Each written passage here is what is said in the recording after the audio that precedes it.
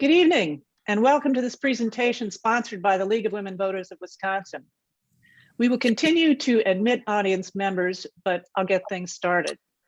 I'm Dorothy Skye, president of our Wisconsin League and moderator for this evening's discussion. This webcast is being recorded and will be available on the State League website, lwvwi.org, and we'll put that URL in the chat. A little bit of Zoom orientation. We recommend that you use the speaker view during this presentation. If you go to the upper right-hand corner of your screen, you'll see the little icon with the white square with the white dots above it. That's the one you want, the speaker view.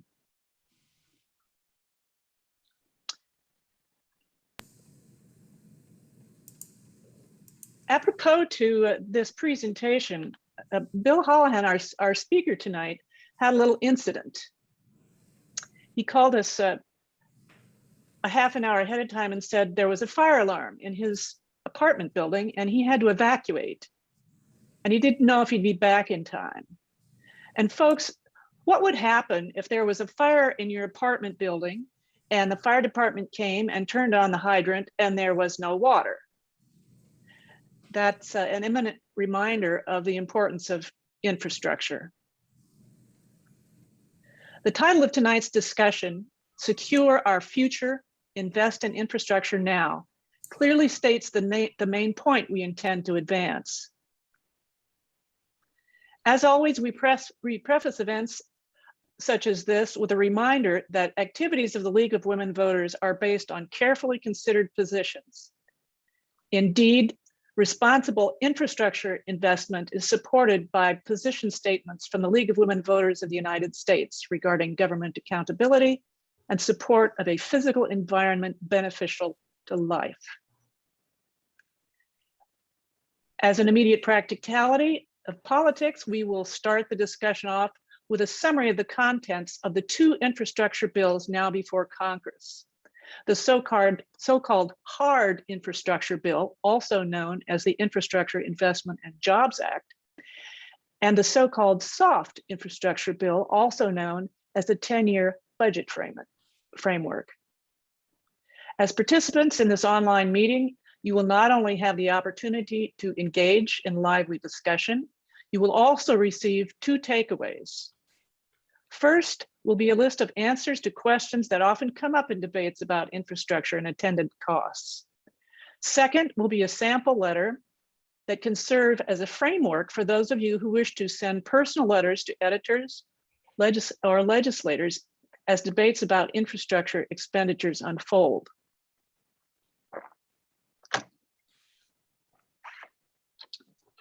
The American Society of Civil Engineers points out in its 2020 Wisconsin Infrastructure Report Card that if we do nothing, our lives will get much worse and more expensive, costing each Wisconsin household $3,300 per year.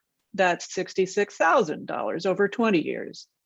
Not to mention the needless loss in health and safety. As the ASCE engineers report, failure to maintain and upgrade infrastructure inevitably, but unnecessarily, results in adverse consequences we can all recognize, such as damaged cars and trucks due to potholes, sewage overflows into lakes and streams during heavy rain events, polluted drinking water and associated health problems, and congested or closed bridges, adding to travel times and increased freight and fuel costs. Infrastructure consists of assets that our communities and businesses depend on. Water systems, streets, roads, interstate road and rail, bridges, broadband, harbors, airports, and a host of others. Tonight, our featured speaker and guide to the discussion is Emeritus Professor William L. Holahan, former chair of the Economics Department of the University of Wisconsin-Milwaukee. Dr. Holahan, who is happy to be called Bill, will elaborate on his thesis that, and I'm paraphrasing, too often the debate over infrastructure turns on whether the nation can afford to bring our infrastructure assets up to good working order as if they are optional luxury expenditures. But the question, he emphasizes, should be, can the nation afford not to enact legislation for what are in fact absolutely critical expenditures? I suspect that, as usual, the most memorable part of this presentation will be your challenging questions and the answers offered by our speaker and fellow audience members. You can enter those questions and your comments in the chat at any time. We will address them during the Q&A. Additionally, during the Q&A, you will be able to unmute and briefly state your comments and questions on your own. So let's get down to brass tacks, concrete, and dollars well spent. Bill, I'm going to stop the screen share and the virtual podium is yours.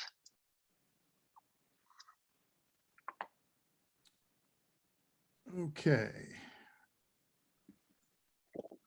All right, I think I've pressed all the buttons I have to.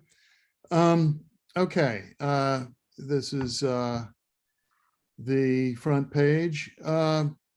The talk will work into the infrastructure issue in a way that I think has been missed in the national discussion. And so I begin with a very short 1-minute lesson in where infrastructure fits into the larger economy. And the larger economy is called macro economics. And the fundamental rule is that everyone's spending is someone else's income. Why is this important? Because we are proposing to spend $1 trillion of new money on hard infrastructure and somewhere around $2 trillion on what they're calling soft infrastructure, or the CARES economy. And that's another, so you're going to be a total of in the neighborhood of $3 trillion over 10 years. So it's very important to trace the impact of that. The big picture version is that all of the goods and services bought in private markets, kind of markets that we function in, is the sum of consumption plus investment plus net exports, and those three items then added to all the goods and services bought by government spending, G, must be equal to the incomes of all the people who made all that stuff. In other words, national income equals national purchases. So if we buy $3 trillion worth of goods and services over the next 10 years, where does that money go? How does it affect things like inflation, unemployment, personal income, tax revenue, the national debt? A lot of loose conversation indicates that congressmen think that this is going to increase the national debt. Not so fast, as we'll see here in a moment. And if you took economics in college or high school, I'm sure you're happy to see this old friend. Gross domestic product is the sum of consumption, investment, government spending, and net exports. Infrastructure spending is part of G, government spending. So I've made it very large here, G, which provides public productivity enhancing assets. The economy works with more well-functioning, long-lived, productive assets: streets, roads, sewer, water, broadband, bridges, ports, airports. These are long-lived, productive assets. The national discussion is fixated on the size of the dollar figure. People are not focusing on the content. what are we getting for this money? And should we pay for it as we install it, or should we pay for it as we use it over 30 or 40 years? These assets create greater productivity and sustainability. It helps us address the climate issue, the sustainability issue. And infrastructure is a public responsibility, as we're going to see here in another slide or two. We cannot rely on what are loosely called free markets, unregulated markets, even though markets provide most of our goods and services and are the source of our income and wealth. They can't do this. They can't do the infrastructure. So what is a good working definition of infrastructure? Infrastructure is an investment in assets that make society, including its market system, work better, but will not be made in the ordinary course of economic activity. The market will not produce these things. Basically, the reason is the return to investors is too low. We have hard and soft infrastructure, so let's divide the concept of infrastructure into those two large groups. Streets, roads, bridges, water, rural broadband, anything that if you hit your head on it, it'll hurt.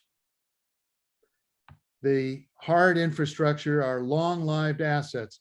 Streets, the underlayment of streets can last decades. The surface might have to be restored every 7 or 8 or 10 years, but by and large, the right-of-way and so on might last hundreds of years. Is it an investment or is it a consumption? It's obviously falls in the investment category from the economic point of view. Soft infrastructure. Here's where a lot of the controversy comes into play. People like Joe Manchin, the senator from West Virginia, a very poor state, a state where many of their workers have to shift away from extractive industries to something new. Are we going to invest in those people? Well, soft infrastructure includes daycare, so that when you're working, your children are taken care of.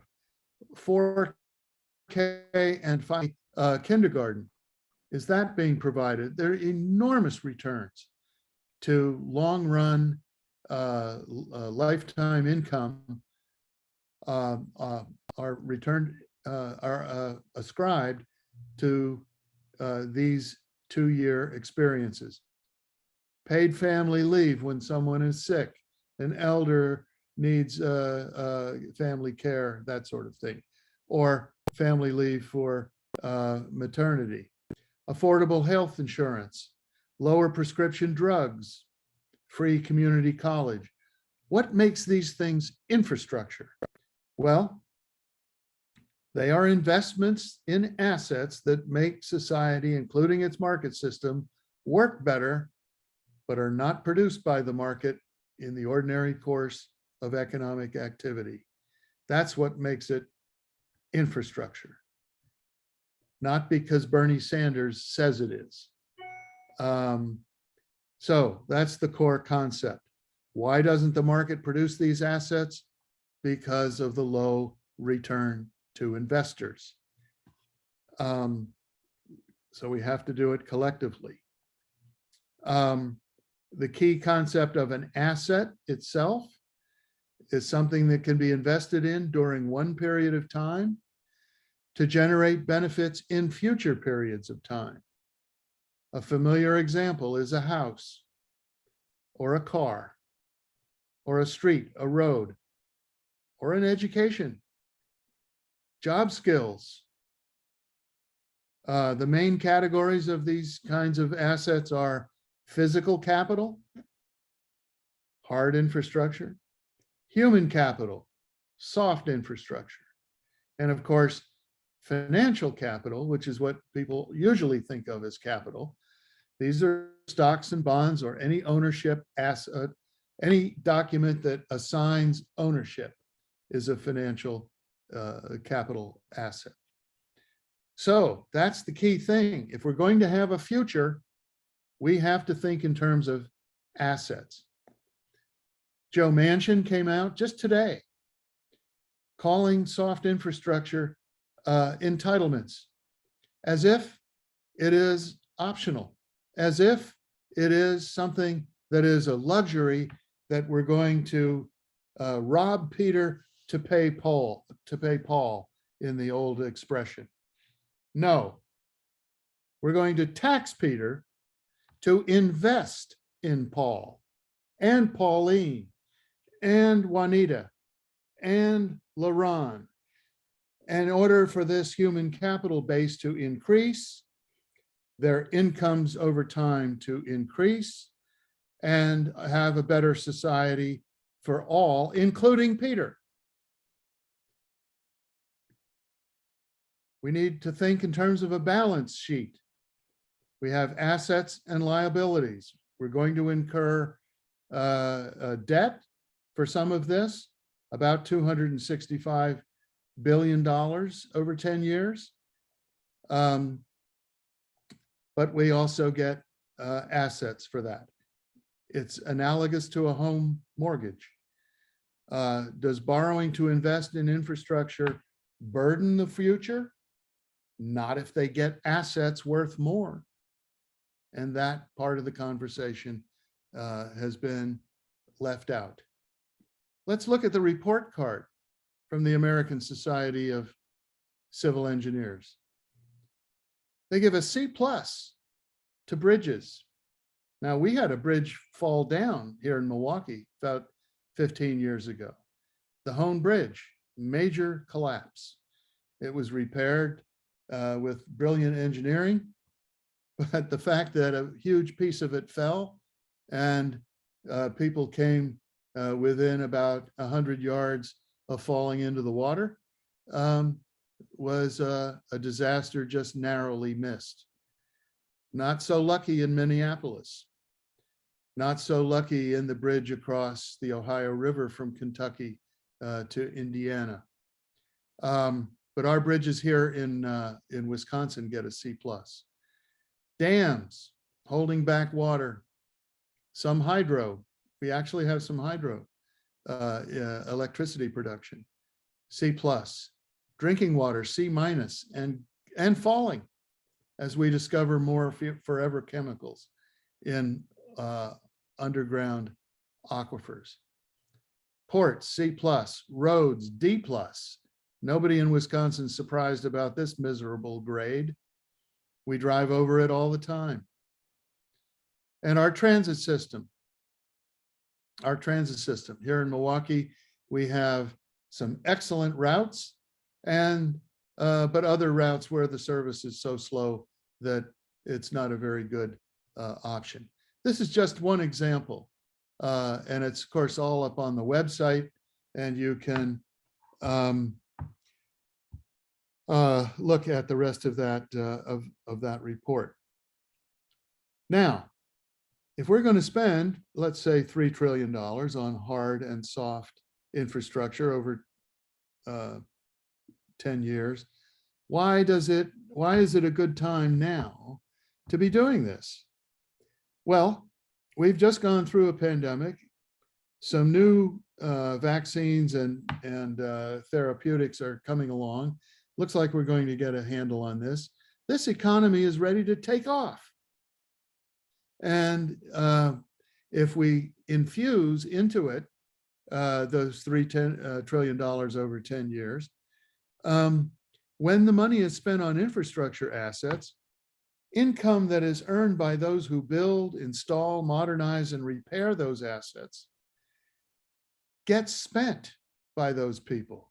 They spend it on that added income on their preferred goods and services. Home services, cars, rent if in an apartment, food, restaurant meals, that sort of thing.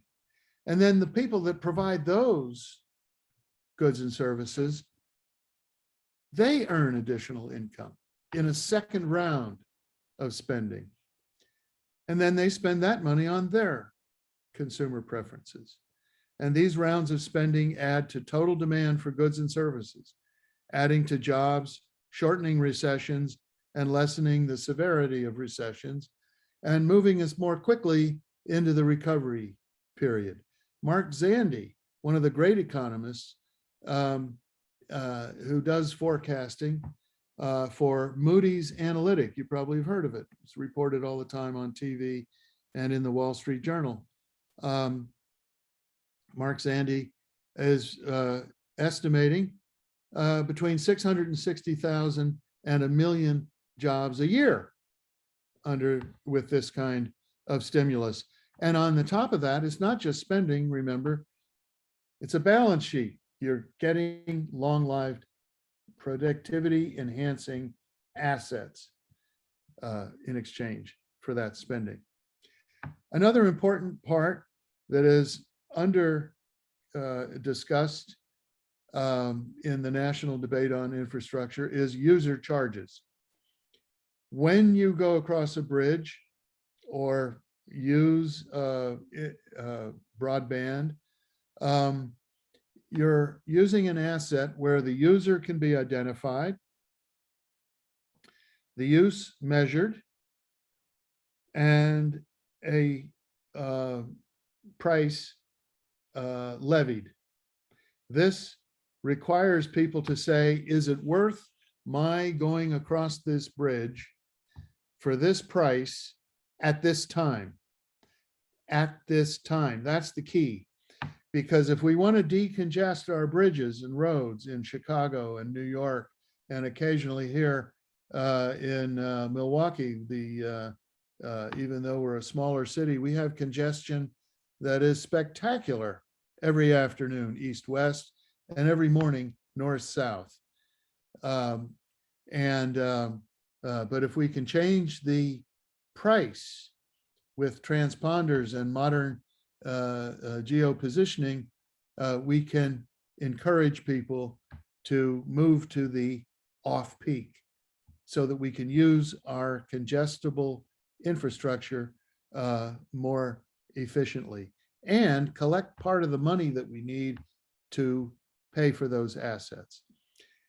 This is going to be particularly important in electricity. There is no plan that's plausible for addressing climate change without shifting a great deal more of our energy use to electric. That means we will finish the national electric grid, and we will have smart grids so that they are people face different prices at different times of day, to encourage them to charge their electric cars off peak, to use their heavy equipment like washers and dryers on the off peak, because they will get a lower price. And of course, carbon tax. Use a carbon tax not only to generate revenue, but also to reduce emissions, as well as generate some revenue to pay for some of the soft infrastructure that we'll talk about here. The burden of the debt. Joe Manchin is worried about the debt and how much this is going to add to the debt. Well, how do we look at this? We form a ratio. We put debt in the numerator, GDP, national income, that is, in the denominator. Currently, it's at 127%.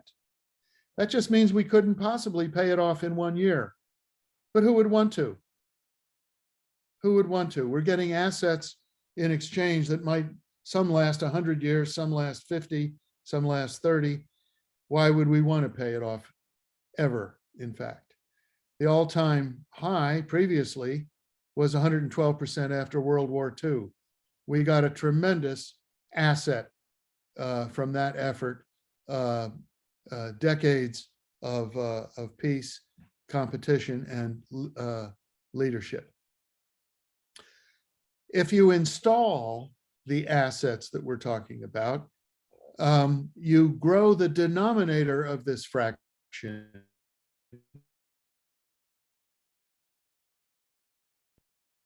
This fraction grows faster. As long as the denominator grows faster than the numerator, this ratio will get more manageable. It'll fall.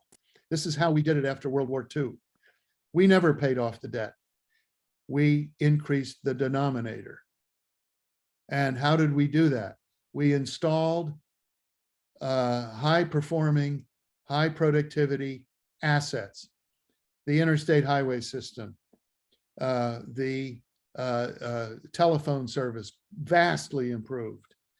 Some of the people on this Zoom probably remember how hard it was to make a long-distance phone call when we were kids. You had to make an appointment to make a long-distance phone call. And now, of course, we can do it on one of these, carrying it around in our pockets. Tremendous improvement in productivity. That has slowed down as we have cut our investment in public sector long-lived assets. The freeways that we put into place, the bridges that we put into place are congested now and full of cracks and potholes and occasionally danger. And that harms our ability to increase this denominator. So grow the denominator, which requires strong economic recovery supported by productivity enhancing public assets. That is what infrastructure is. Future taxpayers, are they going to be burdened by our $3 or $4 trillion investment? They'll have to help us pay for it if it ends up as part of the debt, but they're also going to get the infrastructure. If you really want to burden the future, don't invest. All right, let's take a look at a graph that shows public debt, total public debt as a percentage of gross domestic product. By the way, everyone should know FRED, Federal Reserve Economic Data, FRED. It is a service provided by the St. Louis Federal Reserve Board. It has 65,000 data sets, and this is just one of them. Here we have that ratio that I talked about a moment ago. Where is it? This ratio, debt to GDP. Here's a graph of debt to GDP. You see it hovered around 100% from 2012, a little bit higher. And then what's going on here? Why did it jump? This was the pandemic. This was the time of the tremendous borrowing. $6 trillion is the estimate when it's finally all paid for and converted into new borrowing. Look at that. Incredible jump. There was no choice. We would have ended up with something much worse than the Depression of the 30s had we not borrowed that money. And now, thanks to a robust recovering economy, this ratio is falling. But it's because the economy is recovering and that brings this ratio down. It doesn't, the investment that we're making now does not increase the ratio, it decreases it. Here we have a longer look. Here we go back to the 1960s. You see the ratio fell and fell until it was about 35%. It's 8 o'clock. And then, that's Siri, shut up Siri. Okay, and here you see it rising and rising. It rises during recessions. Remember, this is 2008, 2009. Of course it's going to rise because we borrow money to make sure that our fellow citizens are fed, housed, and healthy. All right. To put infrastructure costs into perspective, you have to do a little math. We're not doing the math in the public conversation. The rule is if you're going to spend money over 10 years, divide the cost by 10 so that you can see how big it is. So many of these people, the politicians, the pundits, the reporters, the journalists, the television commentators, they talk about 3.5 trillion as if we're going to spend it all in a month or something. No, you've divided over the time span of the expenditure and then express it as a percentage of national income. That's the only way you can make sense of any of this. Take hard infrastructure, for example. The total new cost is 1 trillion. It's not 1.2. Why not?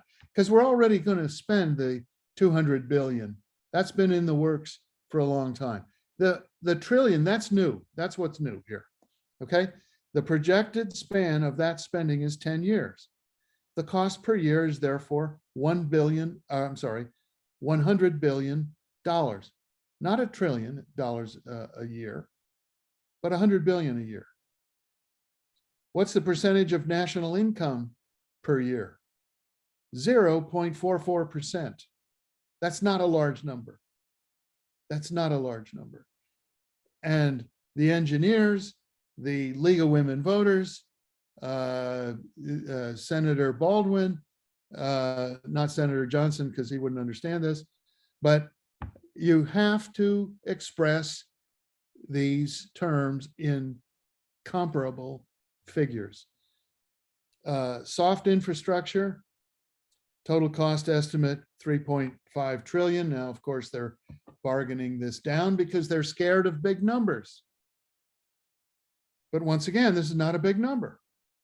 Over 10 years, it's $350 billion a year. As a percent of national income, 1.54%. And you get assets for that. Assets that last decades. It's not something that you spend and poof, it's gone. Units of measure, total dollars, very misleading. Total dollars per year is better. Total dollars per year as a percentage of GDP is much better, much better.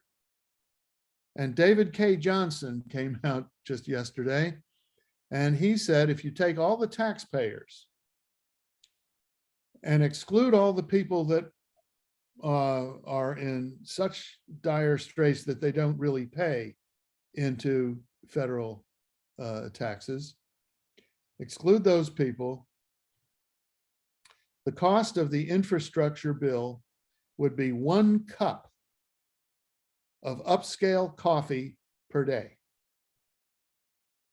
Starbucks, Collectivo, Stone Creek, you pay a couple bucks for a little cup of coffee.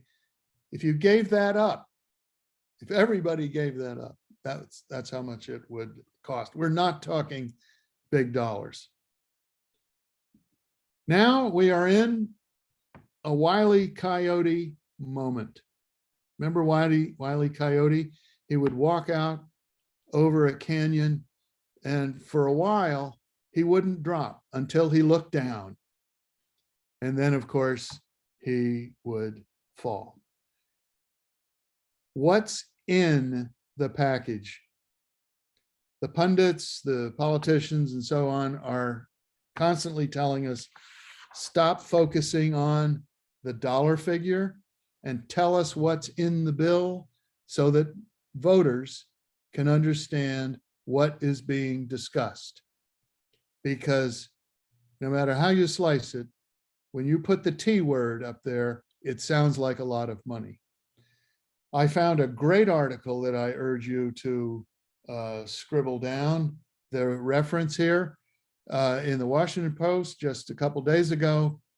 an article by Heather Long, who has a dual degree in economics and medieval literature. Wonderful combination.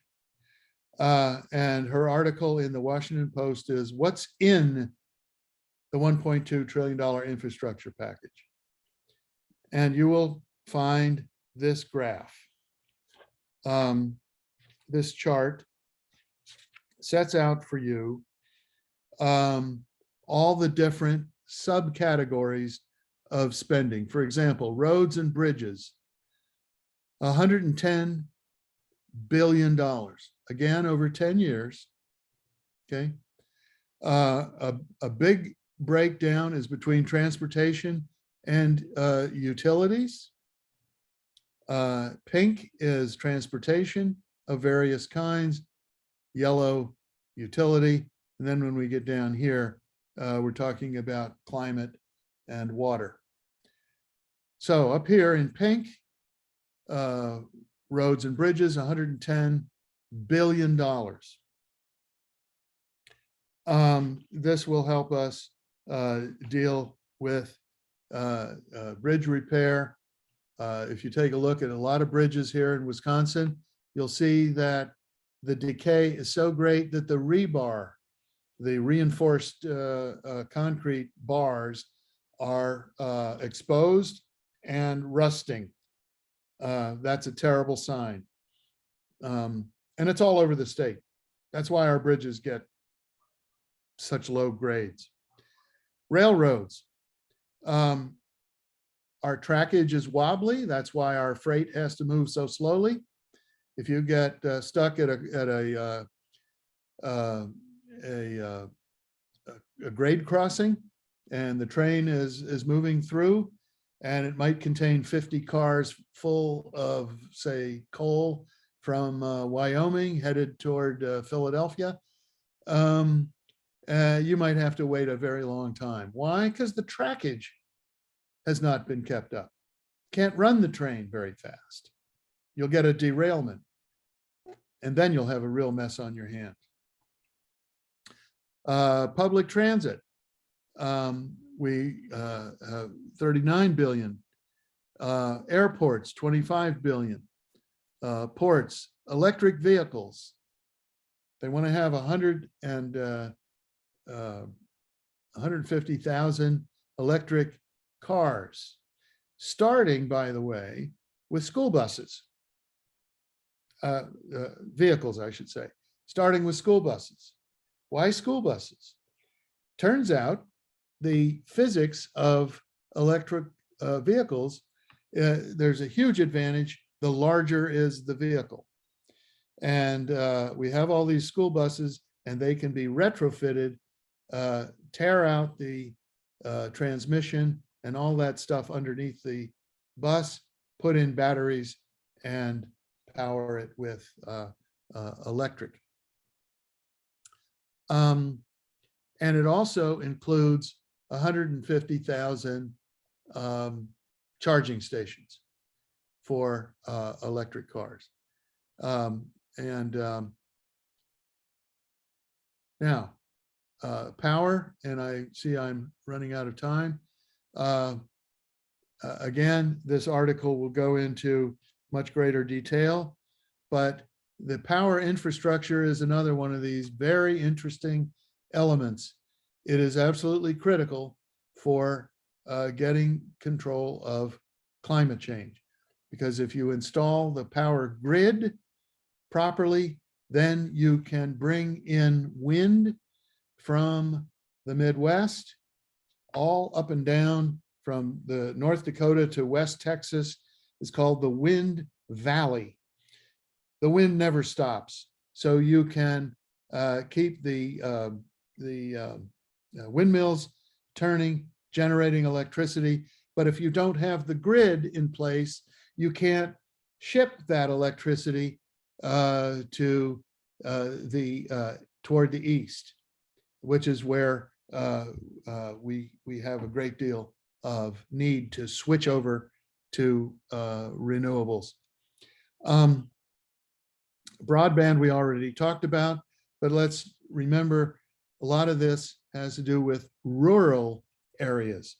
Our kids in those areas, and I would also add, unfortunately, in our central cities, we have many, many pockets of areas that are not served well or at all in some cases by the internet. Way too slow for modern schooling online. Hurt us badly last year during the pandemic when the kids couldn't go in person so many weeks, and virtual learning was statistically very ineffective on average. Some kids actually went faster, but on average, it even has a name called the COVID slide. Lost math and reading education. So broadband, very important, but it's also important for small business. It's important for farmers, for dairy farmers here in Wisconsin, to know on an instantaneous basis which part of their fields to irrigate, which part of their of the market is ready for their milk or their cheese and things like that. Water infrastructure. Our aquifers are falling. We can no longer afford leaking municipal and water systems. We have to preserve in that way. Resilience. What in the world is this? Well, part of the climate change has already taken place. We have to strengthen our structures. There's some of the climate change is not going to be reversible in our lifetimes. We're going to have to be more resilient. And you'll notice this little box here, Western water infrastructure. Guess who put that in? Senator Sinema put that in. And of course, remediation of pollution. So that's what's in the plan. And I think you can see from the definitions of assets and infrastructure that all of these are long-lived investments, long-lived payoff for a 10-year investment. Hopefully, as the issue gets more discussed in Congress, more voters, and not just the 90 people that are on this Zoom call, more voters will come to understand two very important things. We're getting very important assets for our money. And two, if we have to borrow for some of this, we're not placing a burden on our children and our grandchildren because they have to help pay for it by paying off the bonds that we float to come up with the cash. And the reason it's not a burden is that they are going to get these assets long after we're gone. Okay. Well, I've gone over time. I always do. Thank you for your time. We'll have a question period. I'll turn it back to Dorothy, who can run that show. Okay, thank you.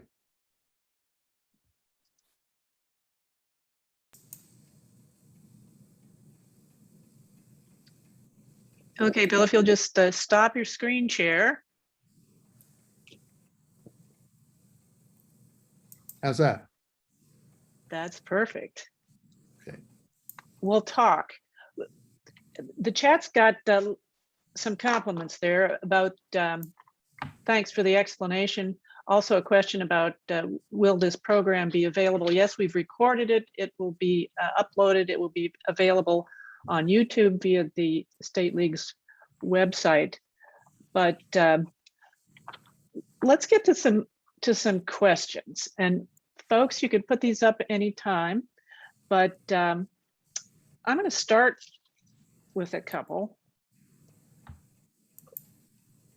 Bill, what is your advice about, as far as as an economist, about the proper balance between user fees and various tax revenue buckets for paying for infrastructure? Are there any guidelines or Oh, sure. make sense of it? Right. Well, when you can't always use user charges because the services that you're buying oftentimes are not in measurable units. For example, the wonderful team that came and rescued our building earlier tonight consisted of about 10 highly paid and highly expert police and fire department. How do you measure what they accomplished? It's not, we didn't buy it in a measurable unit, like, for example, my unit of water here. But a bridge crossing a bridge, making a telephone call, using the internet, all of these are measurable. And that means that the user can contribute to the revenue stream, but more importantly, can be encouraged to use the facility more efficiently, and in particular, get off the peak, because it's the peak that slows everything down. And that's too many people trying to use a fixed facility all at the same time. We have a penchant here where in the Midwest, where land is so abundant, that whenever we have a congestion problem, we just put on a new lane. And then that gets congested and we say, boy, that's great. That's economic growth. Let's put on another lane. When in fact, during most of the 24-hour cycle, all of those lanes are underutilized. If we can move the volume and smooth out the peak by encouraging people to get off the peak if they have an option of going before or after the peak, then we can spend much less and have safer and less polluting infrastructure. Apply that same rule to our electric grid. It's called the smart grid because it interacts with people, telling them what is the marginal cost of you washing your clothes at 3 p.m, running your air conditioner at 3 p.m, as opposed to later on in the day or earlier in the day.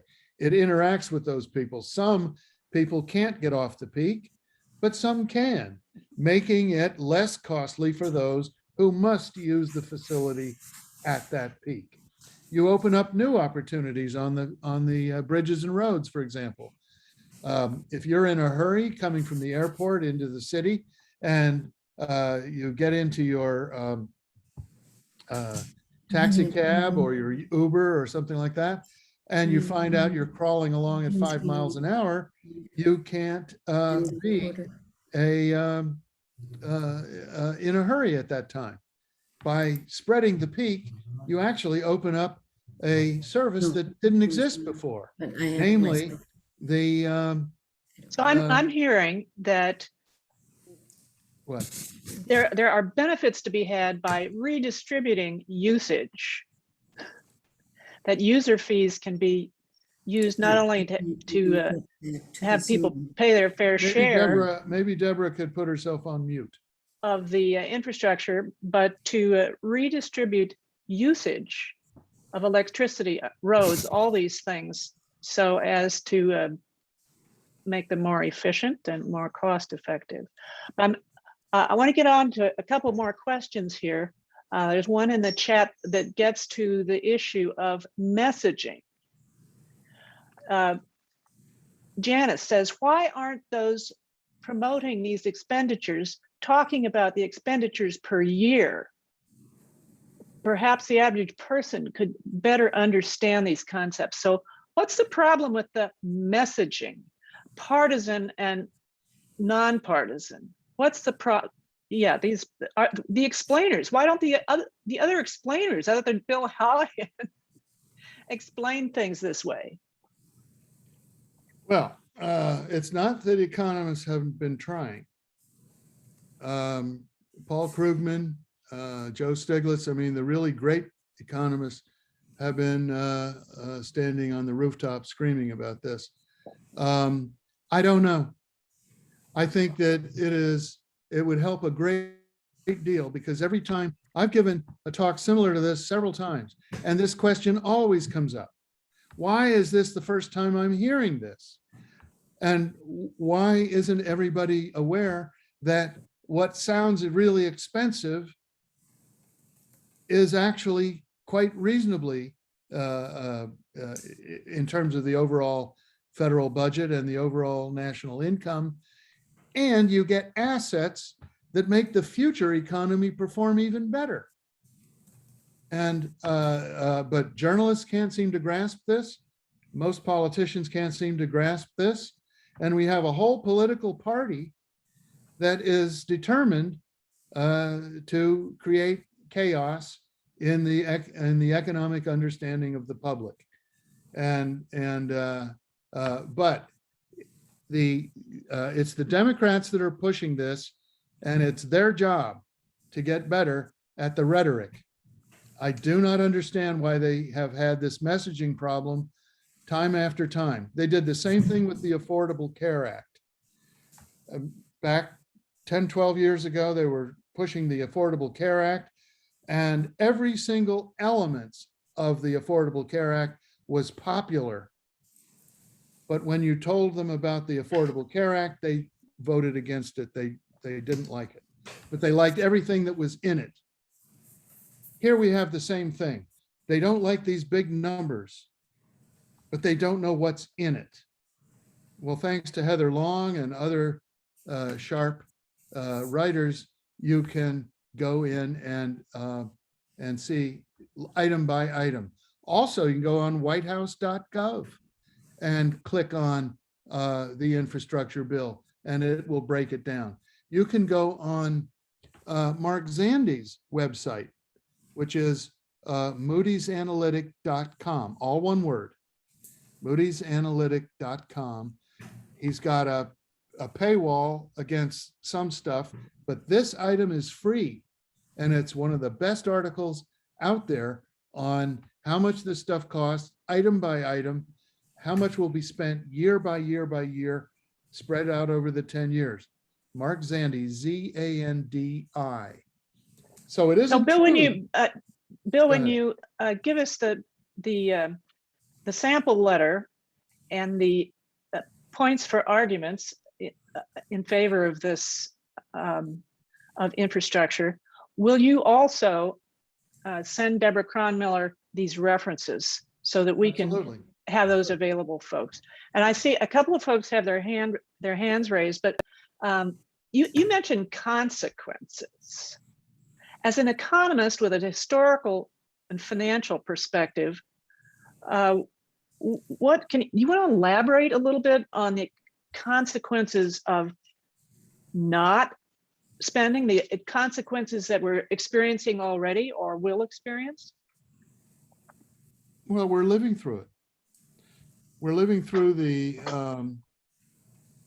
potholes. Just take that one example. The when you go from a C- grade to a B+ grade, you don't even have to be an A student on potholes. But if you can elevate the quality of our road surfaces by that much, the average driver would save $300 a year just on that one element of infrastructure alone. That is way more than the average taxpayer is going to pay for the entire bill per year.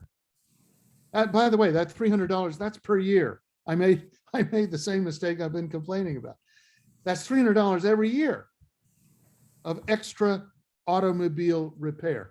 Now, it doesn't visit itself on everybody equally, because if you have a new car, that's going to suffer the unevenness, the surface, road surface problems better than an older car. So the people of more modest means who have an older used car, they are much more likely to have an axle problem or other types of undercarriage repairs because of these god-awful road surfaces. And so that's just, so we're living through it. Another thing is the vaccine. The vaccine. We didn't, it's wonderful that over 18 years we developed a science for the vaccine. That's kind of like inventing the wheel.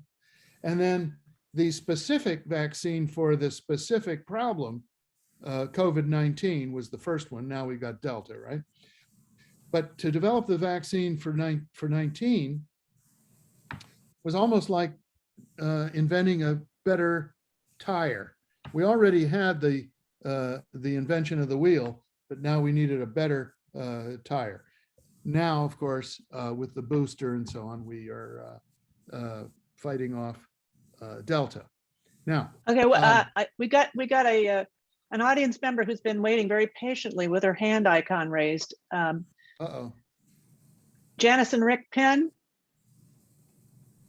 Oh, thank you. Thank you, Dorothy. This has been just a tremendous thank you to Dr. Holahan and to the league for putting this forward. I have some observations and I have a challenge to put forth that is coming from not just me personally as a league member, but also from the action committees chairs of our Ashland-Bayfield County League. The State League has done a tremendous job in presenting the hard infrastructure webinars that have occurred over this last summer into early fall. Dr. Holahan has done a great job in explaining how the hard and the soft infrastructure investment pays off in the long run. Given this work that has been done by the State League, our challenge question to the State League is how do we come up with a program that will address more than the 35 of us who are participating in today's program? How can we roll this out? What can the State League do to help us roll this message of investment for long-term asset gain out to the general public? Janice, yes. Your comment is a perfect way to put a bow on this presentation to end it up. Okay. It is about time to conclude. And so as we come to conclude tonight's discussion, I got to say thank you. Thank you, Dr. Bill Holahan, for your clear and cogent remarks. Thank you, audience members, for your attention and engagement. And referable to what Janice has just been saying, hopefully this discussion has better prepared all of us to make the argument for legislation now to secure long-term investment in infrastructure. The reminders are there every time we drive on a road, cross a bridge or a dam, flush a toilet, turn on the faucet. All the categories of infrastructure are critical public assets, and I've just listed the hard infrastructure.